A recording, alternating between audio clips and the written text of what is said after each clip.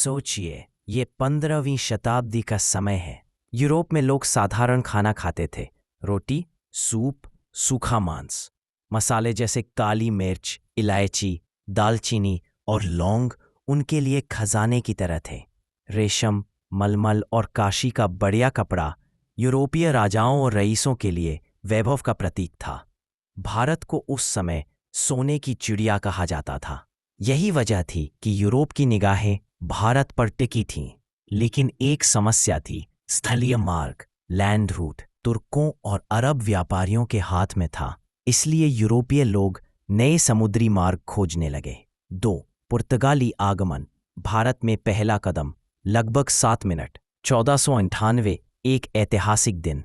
पुर्तगाल का नाविक Vasco D gamma लंबी समुद्री यात्रा कर कालीकट, केरल पहुंचा। स्थानीय शासक जुमोरिन ने उसका स्वागत किया। यहीं से यूरोप और भारत के बीच सीधा समुद्री व्यापार शुरू हुआ। शुरुआत में मसालों के व्यापारी बनकर आए, लेकिन जल्द ही वे तटों पर अपना नियंत्रण जमाने लगे। 1510 ई में अल्बुकर्क ने गोवा पर कब्जा किया। पुर्तगालियों ने दीव,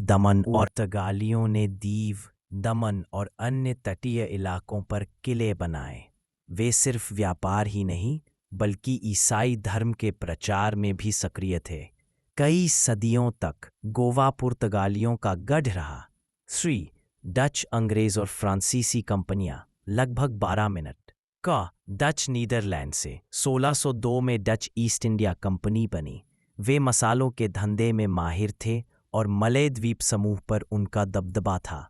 भारत में उन्होंने सूरत, ओचिन और बंगाल में फैक्ट्रियां डालीं, लेकिन धीरे धीरे उन्हें अंग्रेजों से हार माननी पड़ी। अंग्रेज, इंग्लैंड से 1600 ई में इंग्लैंड की रानी एलिजाबेथ प्रथम ने ईस्ट इंडिया कंपनी को व्यापार की इजाज़त दी।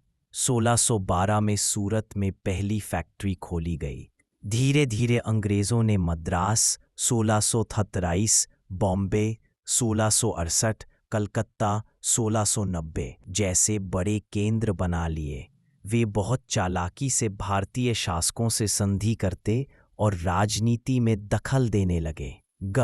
फ्रांसीसी। 1664 में फ्रेंच ईस्ट इंडिया कंपनी बनी। उन्होंने पांडिचेरी, चंदननगर, करैकल, माहे में व्यापारिक केंद्र बनाए। फ्रांसीसी और अंग्रेज़ों के बीच कई युद्ध हुए, जिन्हें कर्नाटक युद्ध कहा जाता है। अंततः अंग्रेज़ों ने फ्रांसीसियों को हरा दिया। 4. परिणाम, व्यापार से राजनीति तक। लगभग 6 मिनट। धीरे धीरे ये कंपनियां सिर्फ व्यापारी नहीं रहीं, बल्कि राजनीतिक शक्ति बनने लगीं। सबसे पहले पुर्तगाली और डच हारे। फ्रांसीसी भी अंग्रेज़ों से पीछे रह गए। अंततः अंग्रेज़ सबसे शक्तिशाली बनकर उभरे और 18वीं शताब्दी के बाद उन्होंने भारत में अपना शासन स्थापित कर दिया। भारत के इतिहास का यह अध्याय बताता है कि कैसे व्यापार ने साम्राज्य का रूप ले लिया।